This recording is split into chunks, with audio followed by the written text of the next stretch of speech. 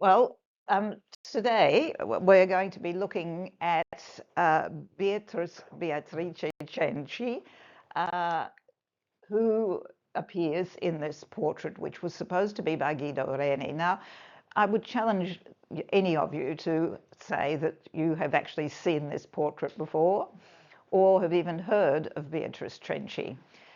It's hard to believe that she in Italy was the equivalent, or the portrait was the equivalent of the Mona Lisa. Everybody who came to Rome immediately went to see this portrait.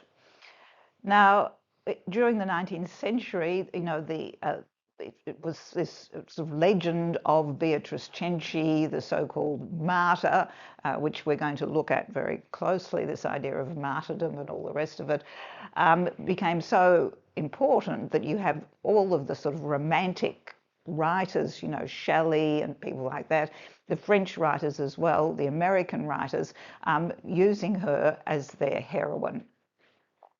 So if you'd like to come down to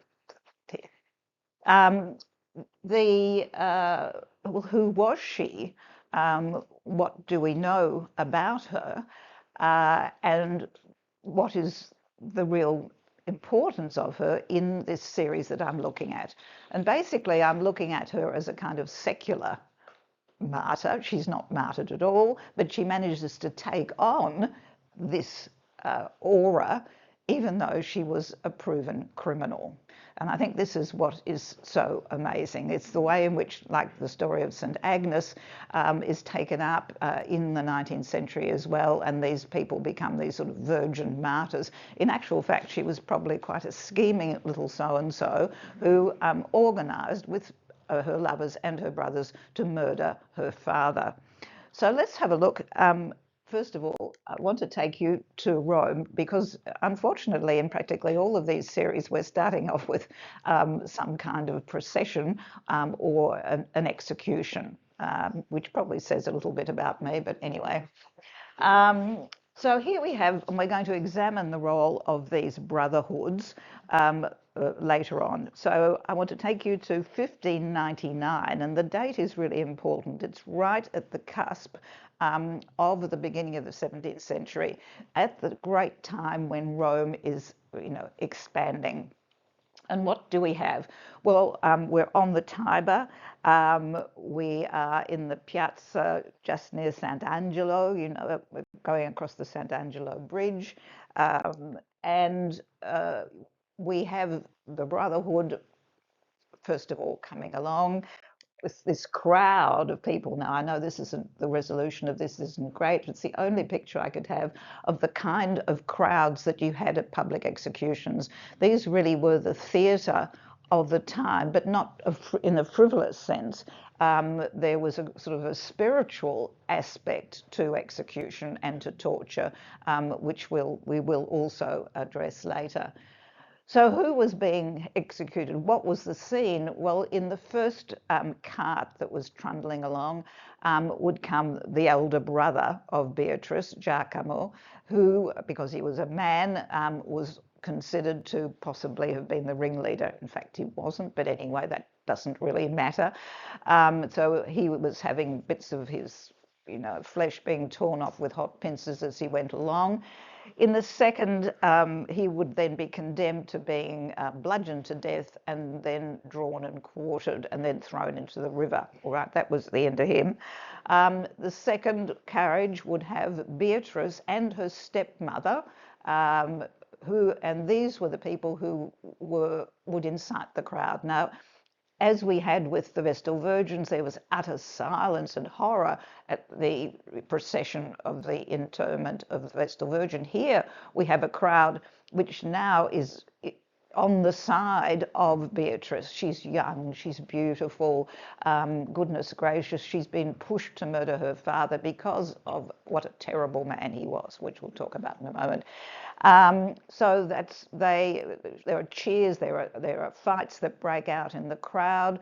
They don't want her to be executed. They're crying out against the Pope. In actual fact, she has become the symbol of the repression of the people by the papal state, really, in many ways. This is why she gets away with all of this and becomes an icon.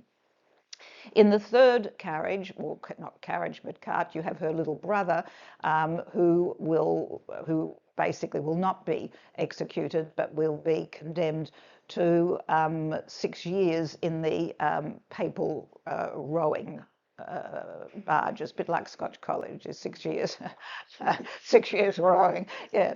All right. So here in the crowd, people actually sort of bought places if they possibly could. And in the crowd, the people often who got the best seats were the ones who were painters. And so here we have Caravaggio, Orazio Gentileschi, and his 6 or 7-year-old daughter, Artemisia, who, of course, is the subject of our next lecture. Now, it was very curious for a noble family. They came from the Cenci. The Cenci was one of the great aristocratic families that dates right back to the Crusades, actually had a member of the Pope, very, very wealthy. But these members of the family, because they're wealthy, they are supposed, or aristocratic, not to be have to go put up with public execution. And so it is most unusual, and it's also most unusual for a woman to be executed in public. So what really is going on here? And so I want to spend quite a bit, about 20 minutes of this lecture, looking at what was happening in Rome at the time, because this gives us a real understanding of the story of Beatrice and the way in which she has managed to become the sort of symbol of resistance to tyranny and patricide as well. And the other thing that I'm just going to mention sort of en passant is that, all of these issues that we look at haven't changed. Domestic violence and all of this is still the same today. Well, here we have her being beheaded, and the person who was in the crowd, of course, was Caravaggio, who will be inspired with his Judith beheading Holofernes. And we'll also be looking at Artemisia's rendition of these same brutal scenes, which aren't just imagined, they come from actually having witnessed the beheading with a sword, because this is what will happen. So I want to go now then to Rome, and this is Rome right at the end of the 16th century, when the Pope Clement VIII comes to power. Now, the papal families were extraordinarily powerful. If you go to Rome, particularly the centre of Rome, every building has a coat of arms with the papal hat, tiara, and the crossed keys of St. Peter, but always with a symbol of the family. So if you go to there's the Borghese with all their bees, Bernini's, the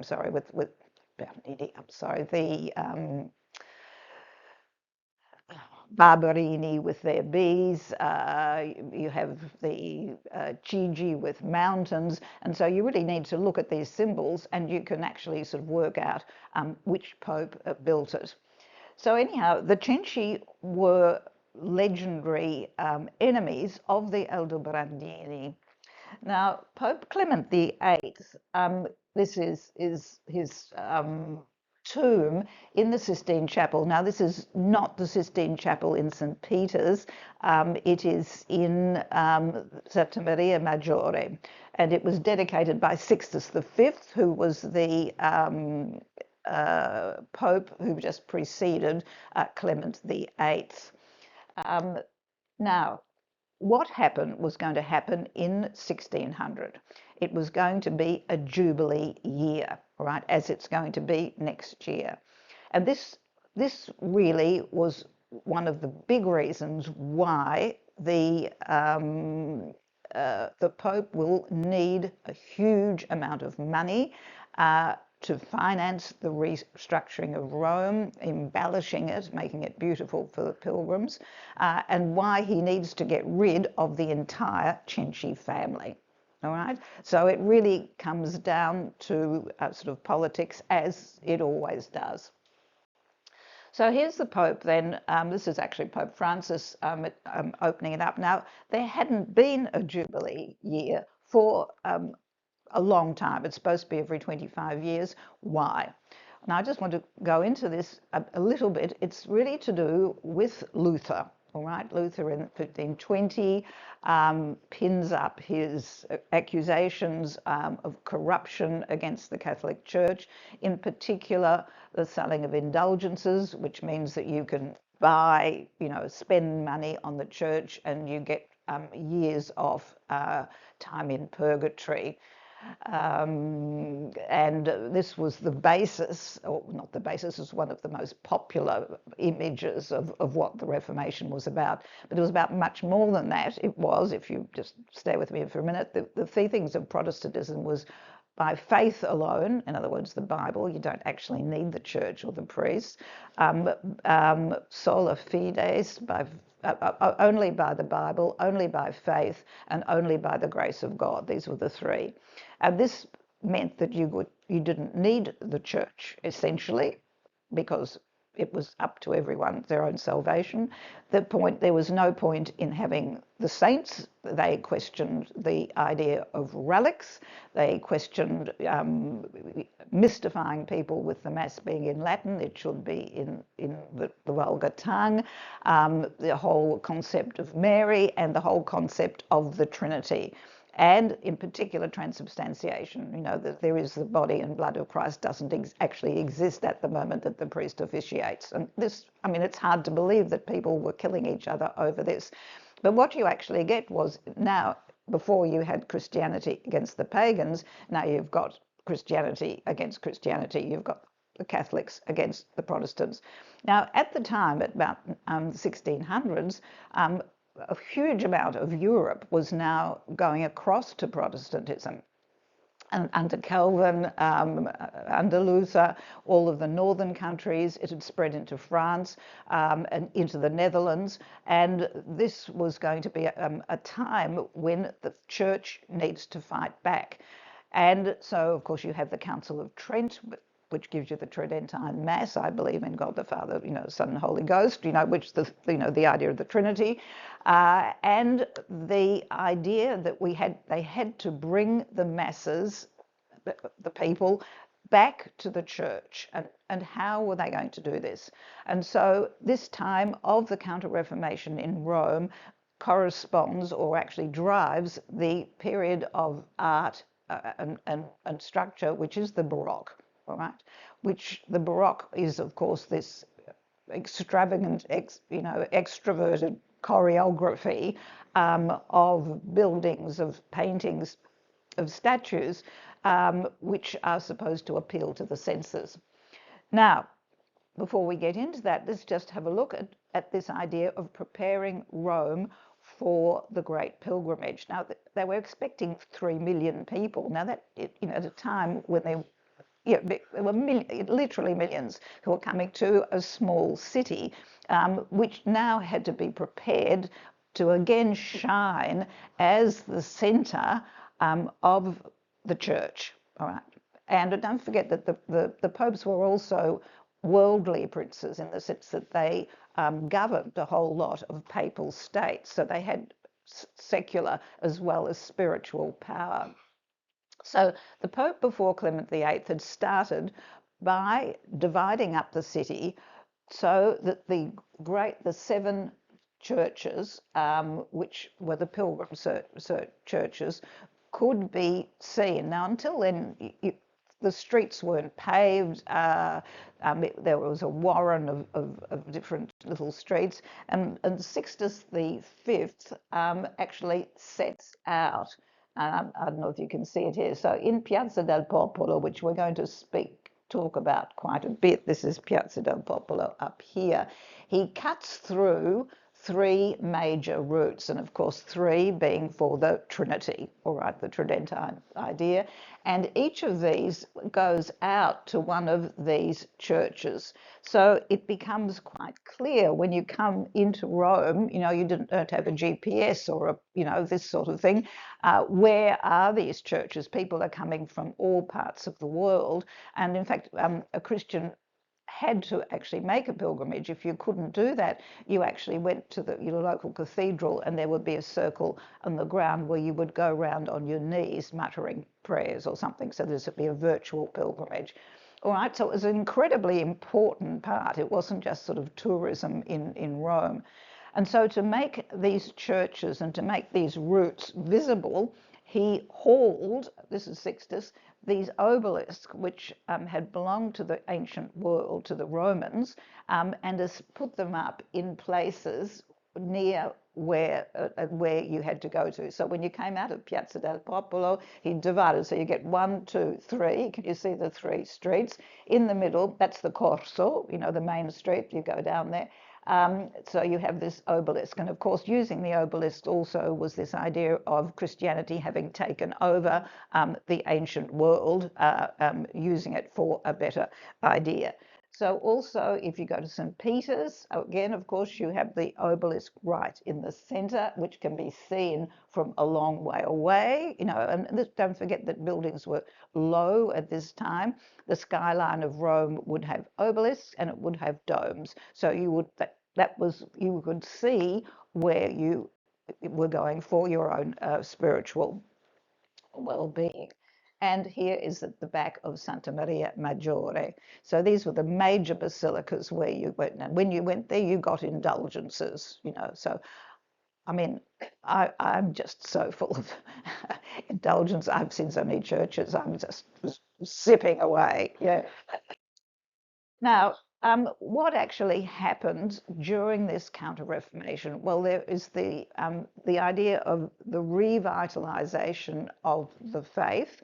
And here we have the Jesuits, all right? So you get all of these orders that appear who are going to, not just who are going to spread the word, missionary orders, the Theatines, the Oratines, all of these orders spring up.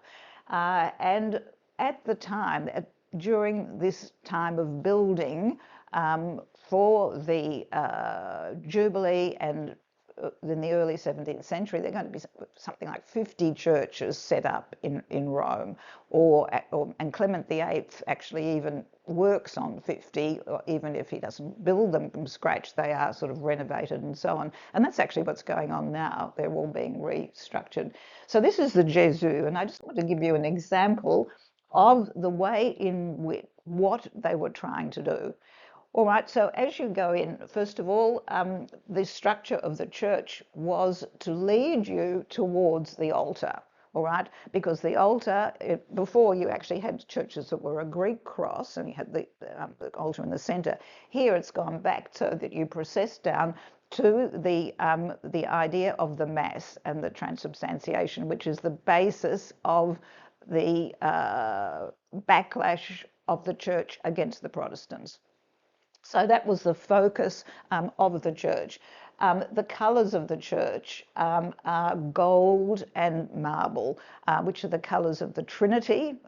But not only that, they have taken the marble from the ancient world and the bronze taken from the doors of the Pantheon and other Roman buildings, melted them down, and again this idea of, you know, getting rid of the pagan past being it's used for Christianity. So you have this extraordinary thing, and so the idea was to dazzle by the senses. All right, it's through the material that you actually reach the spiritual. All right, so this is exactly the opposite of the Protestants, for whom the material didn't matter. It was an internal exploration of your soul. So here we have this extraordinary church which dazzles, which excites, which amazes, and it is also didactic. Now, I'm sorry about this moving, the ceiling, it's all done with sort of smoke and mirrors. You have this impression that you enter another world, and this is done with trompe-l'oeil. So you actually have this amazing ceiling, which is the glory of the cross, you know, with St. Ignatius Loyola. And then you have people that plaster down here, but also the paintings are actually done in such a way as you have the impression that there are sort of several levels, that there's the paint, you know, of course the roof is actually more or less slightly flat, but you have the impression you're going up into heaven, and these people are painted in trompe-l'oeil and in perspective, so that you have the impression that they're actually coming down towards you. And then you actually have plaster angels, which are actually three-dimensional. Now, this is so cleverly done so that you even get shadows which are painted underneath. So you have the impression that you're standing there and people are tumbling down. Now, of course, who is tumbling down out of heaven? No one else but those pesky Protestants. So you actually have some pagans who are naked, of course, but the ones who are coming down here, stop doing that, coming down here are the Protestants. So in other words, what you're looking at is that there is no division between the earth and heaven. All right, so you're actually taken up by this experience, and the church is here and now, faith is here, you are in it.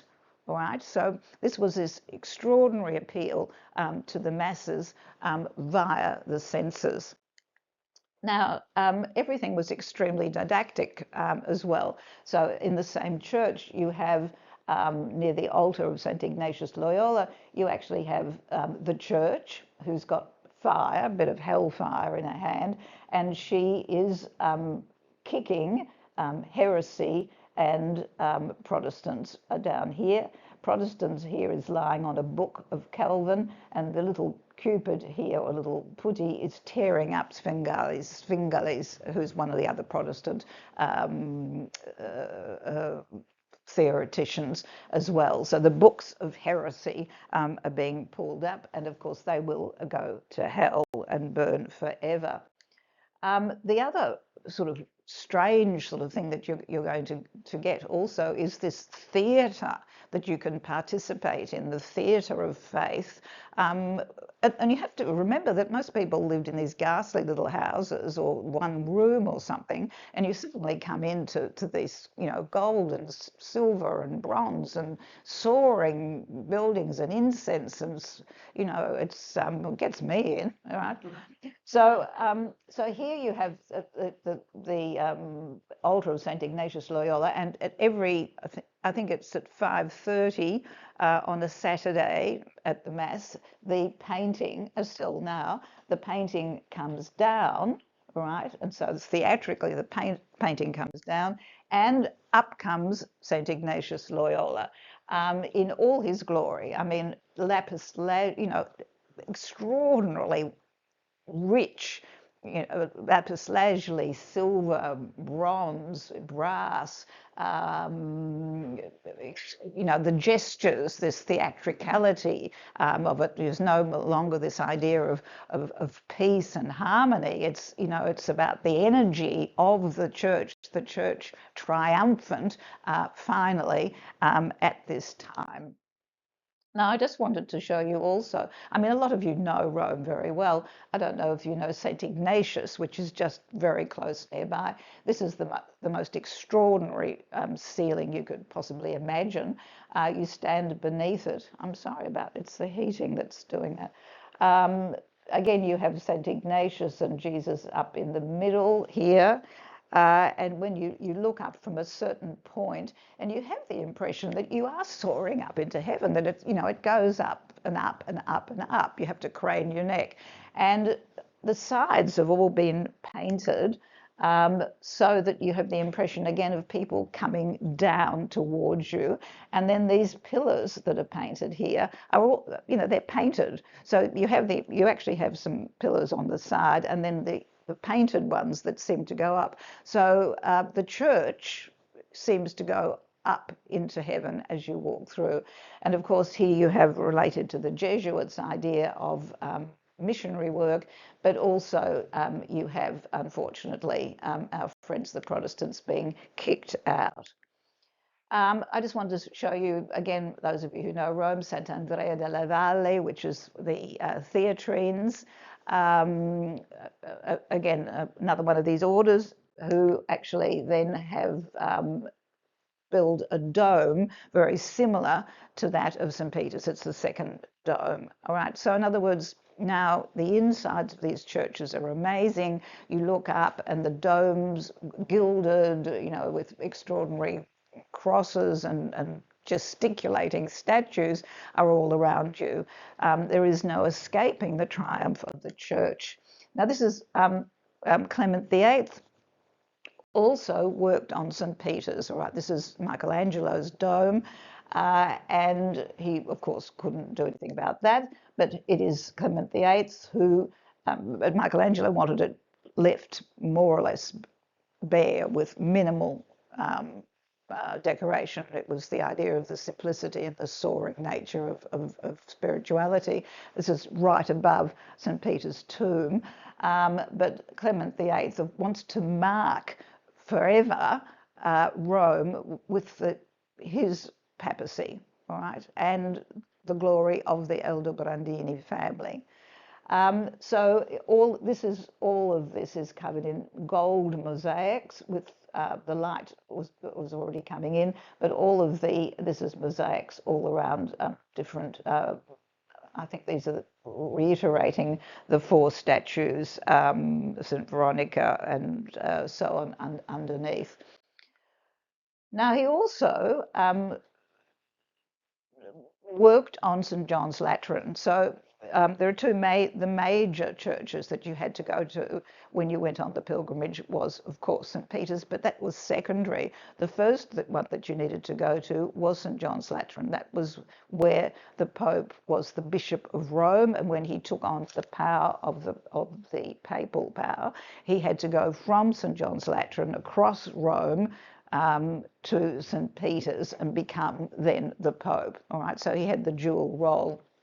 So this was a very, very old building which had been constructed under Constantine.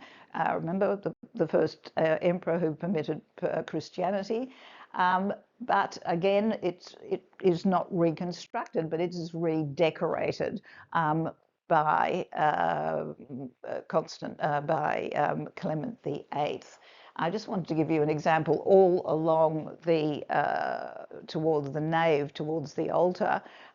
You have these extraordinary statues. Now, they're all reaching out.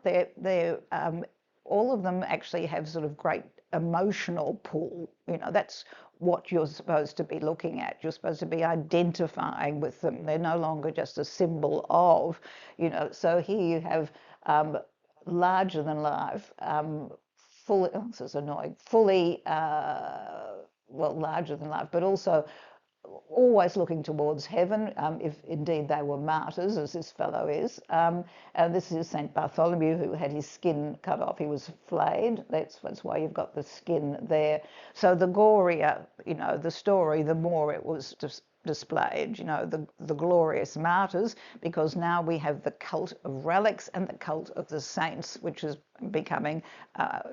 being reiterated as an important part of Catholicism, as do the sacraments. All right, so the Mass and the baptism founts and everything are emphasised as well.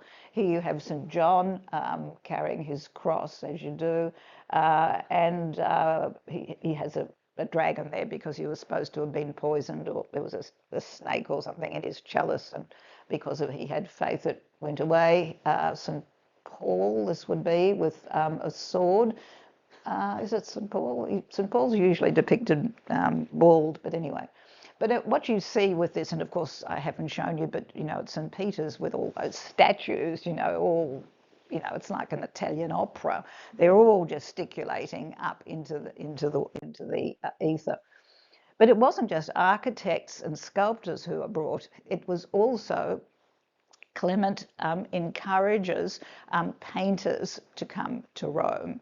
And so the one that you would recognise most would be, of course, Caravaggio, who his style is completely in sync with this idea of movement and theatricality. Everything is about light and shadow, and the way in which faith and the church is here on earth. And so what we have here, and this would have been inspired particularly by the Jubilee when the pilgrims come. Here you have some, very common, quite possibly peasants who have come, and you come into the painting through their hard-worn feet, which are dirty, and you go up through here up to the Christ child, and they have a vision of the Madonna of Loreto. She's supposed to have been transported with her house magically.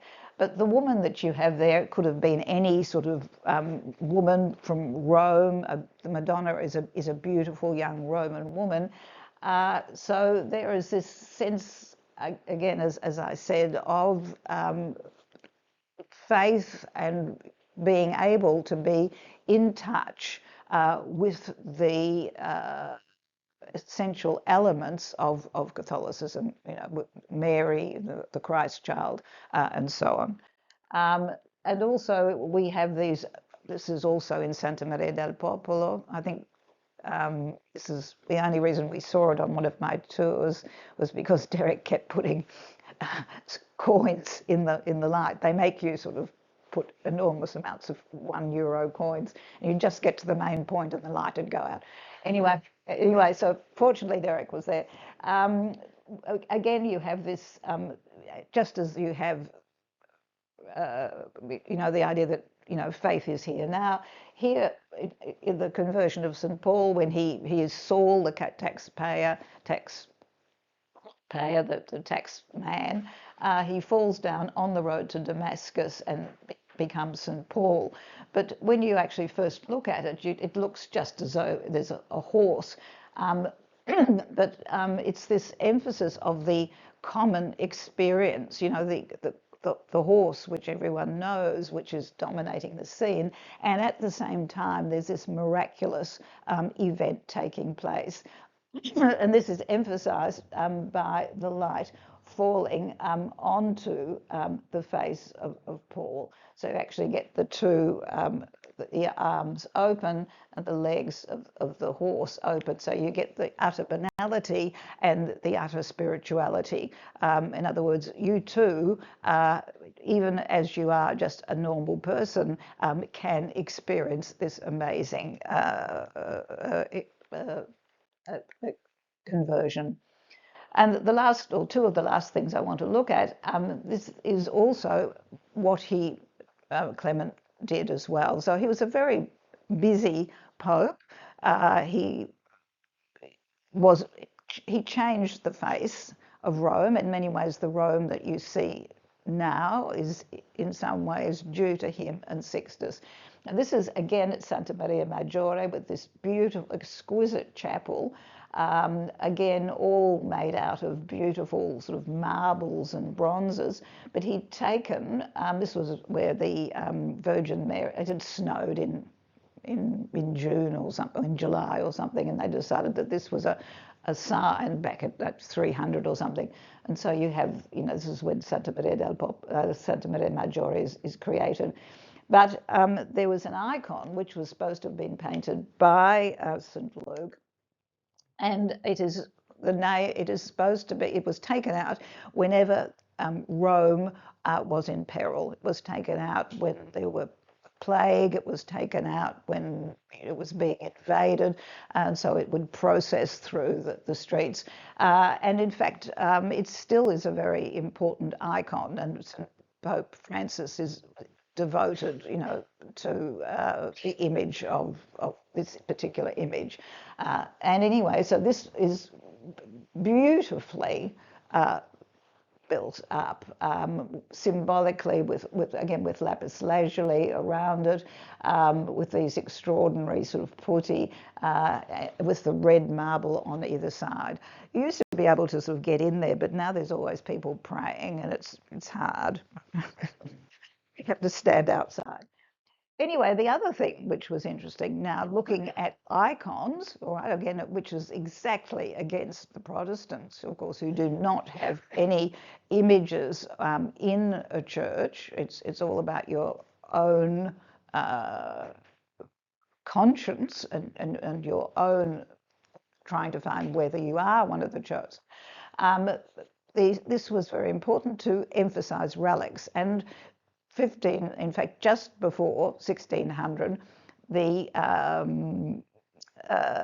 cardinal who was in charge of the Church of Santa Cecilia dug up the altar, and goodness gracious, he found the intact body of Saint Cecilia, all right, and immediately commissioned Maderno, who was one of the great families of architects and sculptors, to do this image of her. She's supposed one of these, you know, a bit like St. Agnes. She was one of these Christian martyrs under Diocletian. So there we sort of have it. Rome restructured, adorned, beautified the church triumphant, which would radiate out through the world. This cost a fortune, and one also had to be very careful about doctrine. So the doctrine here, this is Bruno Giordano. All of you probably have been to the Campo dei Fiori in the centre of Rome. He was a Dominican who was a great scientist as well. He was a professor in London, in Lyon, in Italy. He had a cosmological concept that, and this was really against the church, that there were other worlds, that there were other worlds which were also inhabited, and that the universe was infinite. All right, so this was very much against the teaching of the church. The earth was the centre of the world, everything else revolved around it, and everything revolved around humans, and all the humans revolved around the church. So this was considered sacrilege. But also he questioned, again, the virginity of Mary, and also the Trinity, which had been something which Christians had been arguing about ever since, basically, Constantine allowed them to have a church. Constantine sort of really, I sort of think, what the hell have I done? As soon as I allow them, they now start fighting each other. Anyway, he also was an extraordinary intellectual. He had a system of mnemonics where, you know, a system of being able to remember things extraordinarily, which the Jesuits actually used as well. They memorized entire texts and had ways of, by using symbols, that you could open up drawers inside your head. Extraordinary. Anyway, he was made the mistake of going back to Venice, and the Pope then petitioned Venice to hand him over. The Venetians didn't want to. They were more or less against the Pope, but finally he was given up and on trial for 7 years, and finally burnt at the stake with his tongue in a kind of cage, because this was, you know, referencing his blasphemy. This was built, he's considered one of the great sort of martyrs of science. He had a Copernican concept, and of course Galileo later will come up with similar ideas, but under a different pope, and will not be executed. So what we have here is Clement VIII, because of his this idea of the Jubilee and the reaffirmation of the power of the Catholic Church, wants to make a real point of getting rid of heresy. All right, so he will burn at the stake 6 months after the execution of the Cenci family. So in other words, he's getting rid of aristocratic opposition and getting rid of opposition in doctrine as well. So let's now go to our girl and what was her story. Well, the story was that she came from this extraordinarily ancient family. I just want to show you here, um, if you've got extremely good eyesight, this is Lungo Tevere dei Cenci. So this is all of this part here is named because the Cenci owned most of this area, all right? And they owned it because they originally had mills which would have worked with windmills, really basically floating mills in around the island in the Tiber. Now, Alessandro or Francesco Cenci, this is what it looks like. I mean, some of you have been to Rome with me. That is the Lungo Tevere over there. Now, this is the palace of the Cenci, which remains as it is, and it's sort of on a kind of a mountain. Now, Francesco Cenci was the illegitimate son of Alessandro Cenci, who, and this is really quite key, was the chairman of the Apostolic Camera, in other words, who was in charge of papal expenditure. And normally this would have been a hereditary position, but the Pope Clement VIII manages to have Alessandro's son Francesco banished for a while, and so the position falls to someone who can be appointed by Clement VIII. So already you've got that idea of getting rid of some of the temporal power of the Cenci. Cenci were wealthy. Now, according to anywhere that you will read, if you read anything about the Cenci, it's all about how dastardly and horrible this man was. Now, he did have, if you look up the records, he was constantly being charged with appalling things like beating his servants, sodomy, rape, extortion, all of these things. But he was never sent to prison. But the Pope allowed him not to be sent to prison, but by paying extraordinary fines.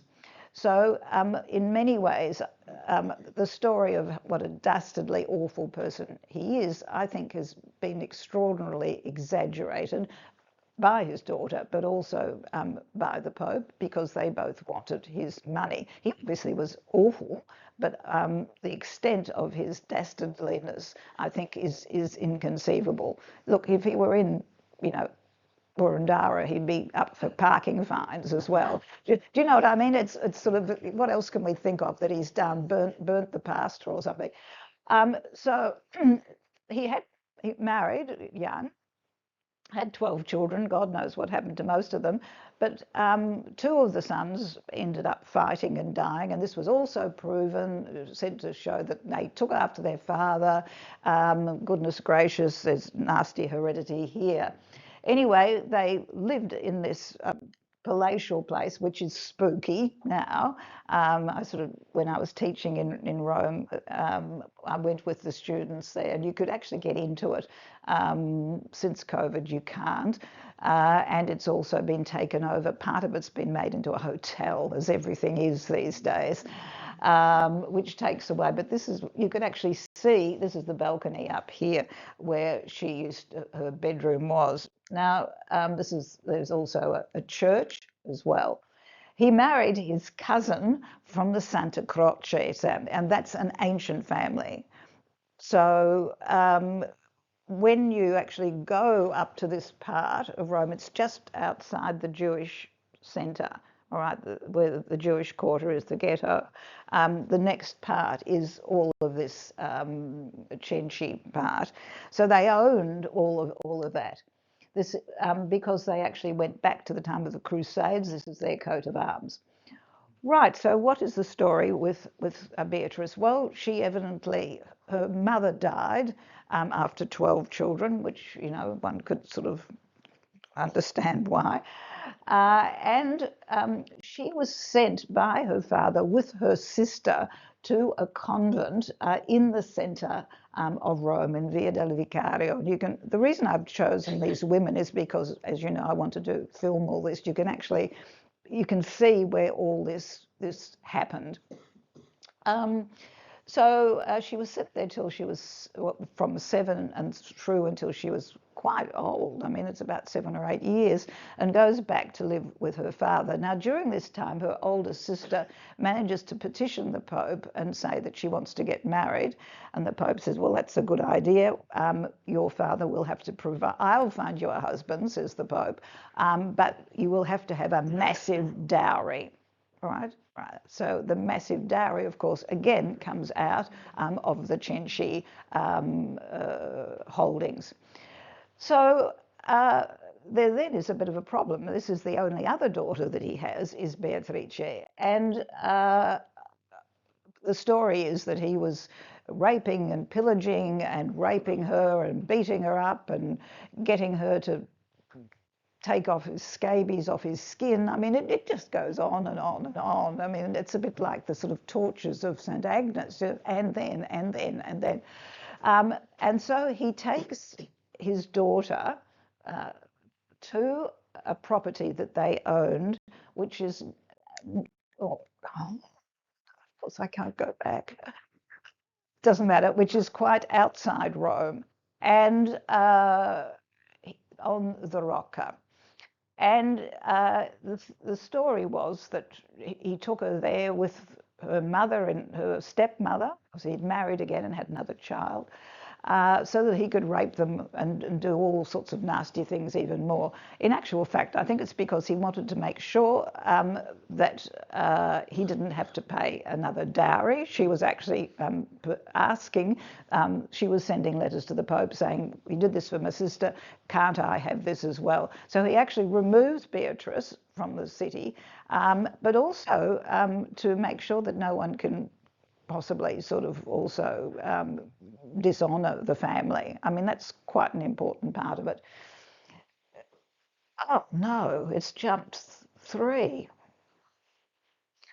Anyway, what happens then is that Beatrice, according to when the people are tortured, the story will come out, that in fact it is Beatrice who is the ringleader of the family who decide that they're going to kill their father. And she gets her elder brother, Giacomo, who was the one who was being tortured as he went along, to send opium to subdue the father. But in the meantime, she manages to start an affair with the custodian of the Rocca, Olimpio, and gets him into her clutches in many ways. So is this possibly why the father removed her from Rome, because she was a scheming person? Or, you really do begin to wonder. Anyway, she manages to get him to be the hitman. And also she manages to get one of the male servants as well. You're okay? So during the night, they give the father the opium, but being Italian, it wasn't enough. He hadn't made a mistake. And so it wasn't enough. They tried to kill him while he was out hunting. That didn't work. I mean, it was really, really determined to knock him off. And finally, in the last successful thing, they again get him drunk, totally drunk, and then I had a wonderful sort of picture of what went on, but we can't see it. The Olimpio and his offsider come in and bludgeon him to death, and even that doesn't work. He starts, getting up, and so they get a spike and put it through his eye. So this actually, there is a lot of blood, as you can imagine, and what are they going to do with the body? So here, and it shows here the stepmother, and it's an unusual combination, the stepmother and the daughter, put his body off the balcony, and to make it look normal, they break part of the balcony, but they aren't very good. They haven't watched enough Nordic noir. They don't break a big enough piece. And so, anyhow, the body goes down. And several hours later, Beatrice starts screaming, and people come up from the village, as you saw below, and they, oh my goodness, they find the body. Oh, well, he's dead. They're a little bit concerned that the body's stone cold, but again, as I said, hasn't watched as many as I have. And he is buried very, very quickly, and the family, which consists of Giacomo, who'd actually gone back to the mother-in-law Beatrice and the young Bernardo, who's, I think he's only in his very early teens, hot-footed back to Rome. But there are suspicions, and I think this is really interesting. It would make a good Netflix thing out, really. Someone actually contacts the Neapolitan police, because where the Rocca was actually in the domain, not in Naples, but the area which was controlled by Naples. And the Neapolitan police, or, you know, aristocrats or government, send up to specialists. They send up to so-called surgeons, and they dig up the body. And they find that, of course, he hadn't died from being the fall, but he died from having his head smashed in and something through his eye. So this then is a problem. And they then begin to interview the servants. Here we have the washerwoman who is being interviewed by the church. And don't forget now that legal matters were covered by the church. There really wasn't an independent secular structure, right? Everything in legal had an element of the church in it. So this is why you have this emphasis of the cross. Anyway, she says, look, it was really strange. Beatrice asked me in the middle of the night to go and wash these incredibly bloody sheets, you know. You know, you know, they really, really weren't on the top of their game. So she's believed, which is also quite interesting, that you are going to believe the testimony of a washerwoman against the testimony of 4 members of an aristocratic family. So I'm very careful with this. Beatrice is suspected and is taken to this what is now in the Via di Monserrato, the prison where people, and particularly women, were taken. It was closed something like about 100 years later or so, because there were a group of English clergy who were nearby, and they couldn't pray because of the screams that were coming out, and they petitioned the Pope to close it down, which was nice of him. But anyhow, what I think is quite interesting is that even though it is no longer a prison, this is how popular this story of Beatrice Cenci is.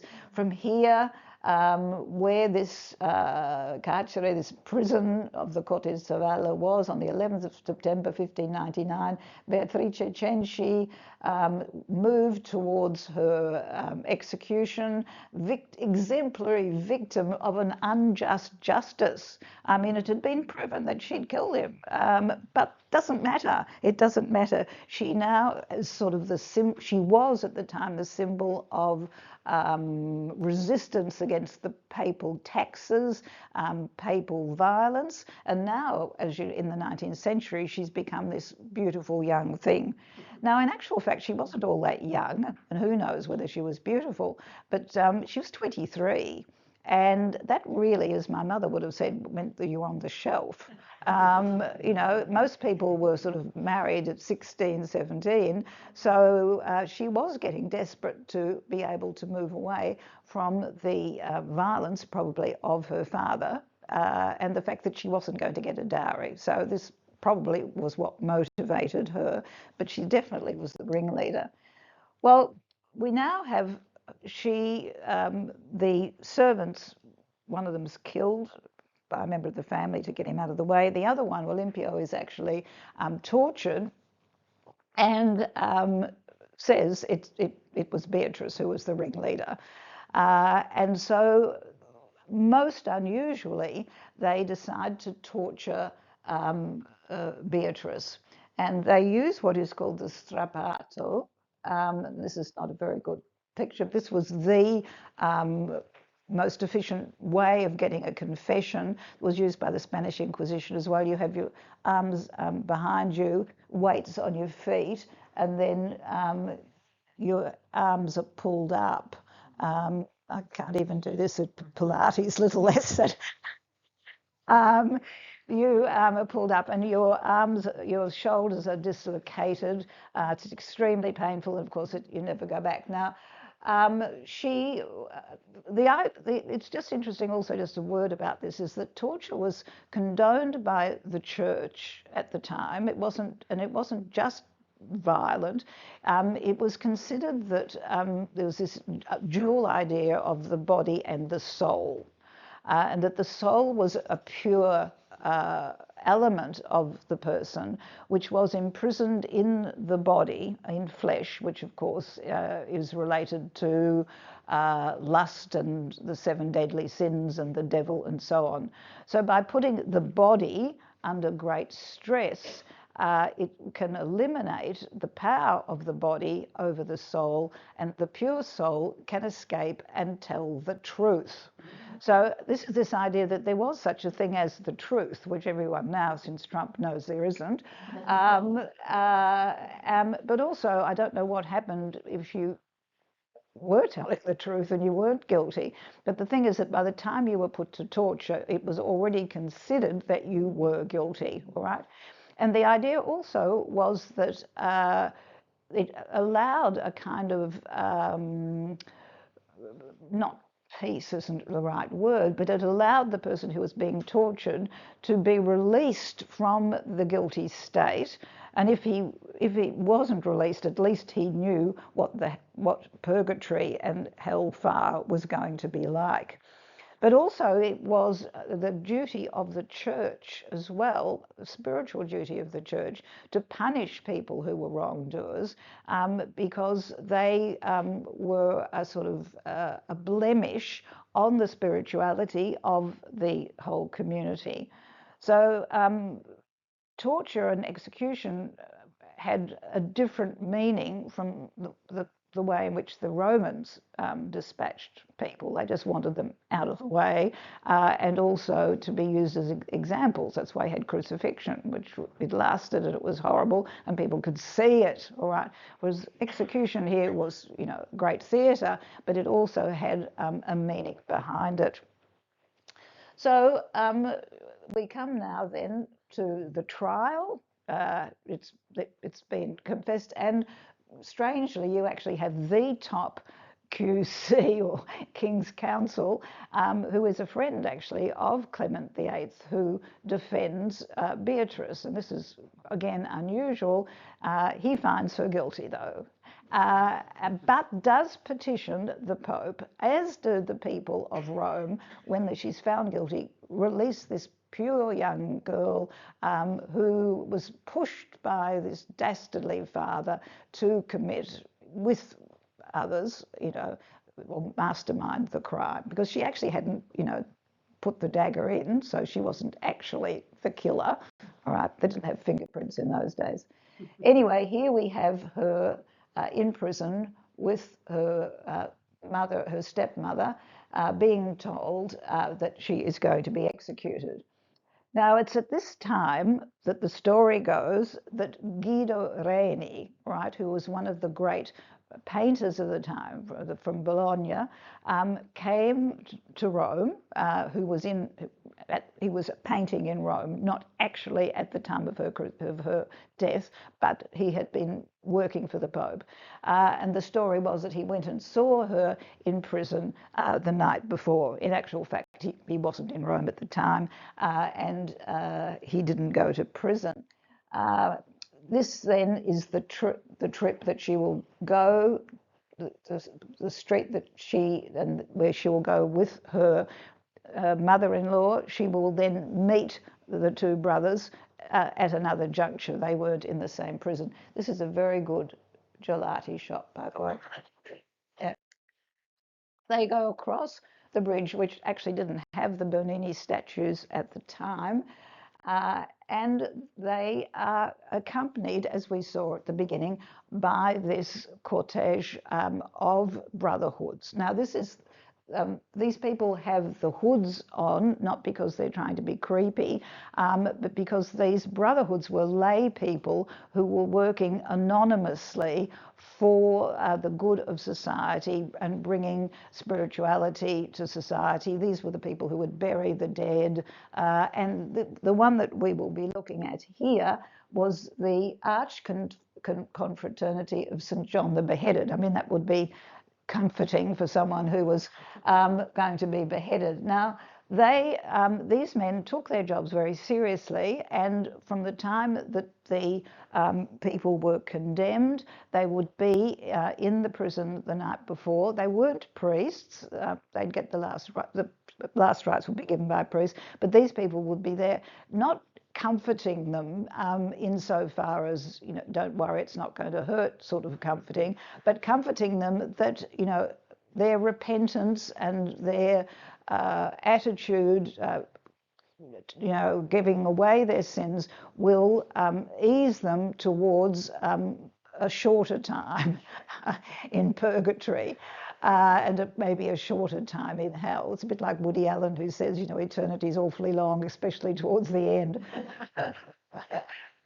Right, so here we have in the Church of St. John the Beheaded, you actually have the outfits. You can get in occasionally, like twice a year, the outfits that these people would have worn. This would be the in actual fact, because our aristocrats, they would have been beheaded with a sword. Now, this is really quite interesting. As they're going towards, in the cart, they're going towards, a person would be on, one of these confraternity would be on either side of them, muttering in their ear, so that they block out the jeers of the crowd, but also saying prayers and saying, repent, repent now, repent. This is your last moment. Also, the crucifix, which is in front of them, you can see these pieces here would come over your head like that, and the crucifix would be there. And on either side, you actually have these etchings of Christ, usually of you know, the Passion of Christ, and a depiction of a sinner. I think we have Mary Magdalene there. So you actually are surrounded by, in your last moments, by these stories of death and resurrection, repentance and giving away sins, and the crucifix to you know, kiss at the last moment. So it must have been terrifying. There was people screaming, people jostling. In fact, there was so much activity, some people drowned in the Tiber trying to get a better view. Now, it's a bit sort of fishy, because the person who was in charge of the confraternity of St. John the Beheaded was no other than our friend Clement VIII. Anyway, this is where it all happened, in the piazza across the bridge of Sant Angelo. And here we have the execution. Now, this is the execution of poor Giacomo, who really actually had very little part in the killing of his father whatsoever. He had taken part in it, but it hadn't been his idea. So here he is, he's being blindfolded and bludgeoned, as you can see, before he's drawn and quartered. Now, here you have the members of St. John, the beheaded, speaking to the next person who is going to be beheaded. This is the mother-in-law, who evidently fainted. Could you blame her? I mean, right. This is appalling, but, you know, this was the spectacle of, you know, this is what happens, you know, particularly parricide was supposed, you know, killing one's father was supposed to be the worst thing you could do. Here we have the executioner's cloak, red, you know, and the sword which was used to behead. This was found in the Tiber, something about 50 years ago, and they actually this probably would have been one of the swords that was used, and quite possibly it had accidentally got there. The crowds had jostled the executioner. We don't know. The next person to go, so here we have the body of the mother-in-law, and here Beatrice has just been beheaded. Evidently there was a problem with the mother-in-law because she was really busty and that she couldn't get her head in the right position. You know, I've read such fascinating details. All right. So anyway, here we have the head of Beatrice being held up, and here's the poor little boy who's bound and is also being so-called comforted. But can you see that he's being shown the crucifix thing? Now, in the end, he was not pardoned, but I think after 1 year in the papal barges, maybe he wasn't a good rower, he was, in fact, I think it was, yes, he was allowed to be freed, but all of the money, all of the Cenci properties, everything that belonged to the Cenci went to the papal family, either to the Pope or to his papal nephews, right? And then in the following centuries, there is a resurgence of the Cencis, who are the descendants of this little boy, who then try and claim some of their money back. So it's always about money. So her body then is, you know, so this is now in the 19th century. The 19th century now love this story of this innocent, beautiful woman who was, you know, unjustly executed. And she becomes this sort of heroine, you know, the sort of, you know, all of these sort of men who go to Rome, the sense of chivalry comes forth. If I'd been there, I'd have saved her. All right, so there she is, the body's shown off. And then her body is taken back to the Church of St. John the Beheaded, which is not, you know, is looking a bit, you know, the worse for wear. But inside, oh, it's beautiful. I haven't got time to talk about it. It's a beautiful little oratory inside. But there is a courtyard or a kind of cloister outside where there were the heads of these beheaded people were placed. And so you get these big marble slabs with the burial of the heads, because it's St. John the Beheaded.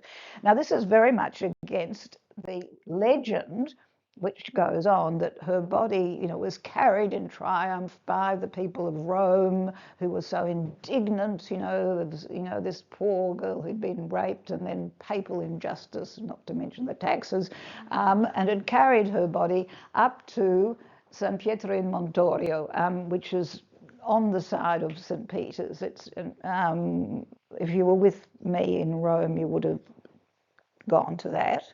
And theoretically, her body and her head were buried near the main altar. Now, that's really a bit odd for someone who was a criminal. But anyway, it was an unmarked grave, of course, unmarked. Anyhow, when it was dug up, of course, there was nothing there. So what do you do in the 19th century, or at least at the end of the 18th, 19th century? You blame the other baddies, who are the French. Right? So the French, of course, under Napoleon III, had besieged Rome, blah, blah. And one of the French soldiers had gone up there, had thought that the grave might contain riches, and got the head out and kicked it around like a soccer ball. All right. All right. But it's always the French who are doing everything bad. It's all typical. All right. So indeed, was this actually Beatrice Cenci? It certainly wasn't by Rainey. It's actually a portrait by Ginevra Cantofoli. And in fact, it could even be what is called a drone, which is a painting which is not of an individual, but a type, right? You get pearl, you know, the girl with the pearl earring, you know, a type. And the type here we have is a Sibyl. And you could see, I can't go back, but you could see that, you know, the turban was very similar. Now, she is now in the Barberini Gallery, and this is her again.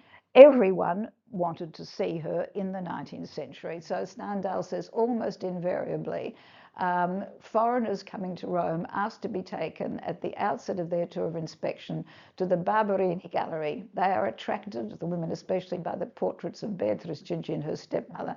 And Goethe says, in this face of Cenci, there is more than I've ever seen in any other human face. I mean, you know, it's really going totally over the top. So we now have the grand tourists, all right? These are the English who come over to Rome and to Venice. Here, this portrait is actually in the gallery here in Melbourne. When you went to Rome, you always sat to the portraitist Pompeo Battoni. And these grand tourists flocked to see the portrait of Beatrice Cenci. When they were in Rome, this is the Spanish Steps, so you would recognize. This is the Keats and Shelley house. They used to all flock around here to the Cafe Greco. And I think some of us have had coffees there. Now, if it wasn't the grand tourists, it then was other writers who came. So first of all, we have Shelley, who is going to write an extremely turgid, long play called The Cenci, which I don't advise you to read. But Mary Shelley also, they were absolutely taken by this story of Beatrice. Also, we have Hawthorne, Nathaniel Hawthorne, who writes The Marble Faun, where the portrait of Beatrice Cenci is central to that. You get Melville, the other American who writes about the Cenci, Stendhal, Alexandre Dumas, all of them. It's almost everyone writes about this martyred young girl. Here we have the Cenci. Byron doesn't. He's the only one who doesn't. It's still published. If you want to buy a book, you can get Alexandre Dumas' Cenci, which is a lot more readable than Shelley, I can tell you. He's made most of it up. But Dumas always writes a good story. In fact, he didn't write it at all. He had somebody else write it. But this is the kind of... There then became an entire industry of engravings of the portrait of so-called Beatrice. And the grand tourists in particular, when they'd come back from Venice, they'd have the Canaletto, and when they'd come back from Rome, apart from their portrait by Battoni, they would have an etching or a reproduction of some form of Beatrice Cenci. This was sort of to prove that you've been there. This is, you know, she was the poster girl of the age. In fact, the poster girl of domestic violence, I suppose you could say. The other thing that I thought was really interesting is that Hosmer, that's a female sculptress in 1857, this is at the height of Beatrice Cenci mania, does this sculpture, which is very similar, you will have to admit, to the sculpture of Moderno's sculpture of Santa Cecilia. So it is definitely having her now considered as a martyr. Now, no one who ever, if you want to Google it or whatever it is, no one really ever says that she was convicted of murder and murder of her father. It's all about this poor young thing who went to the scaffold unjustly, which I think is amazing when you come to think of it, how truth can be distorted in recent times too. I mean, this is you know, the early modern era. Anyway, if you go to Rome on the 11th of September, you might say, and people do come to the bridge of Sant Angelo, which is fabulous at night, and they wait for the ghost of Beatrice Cenci. Thank you very much.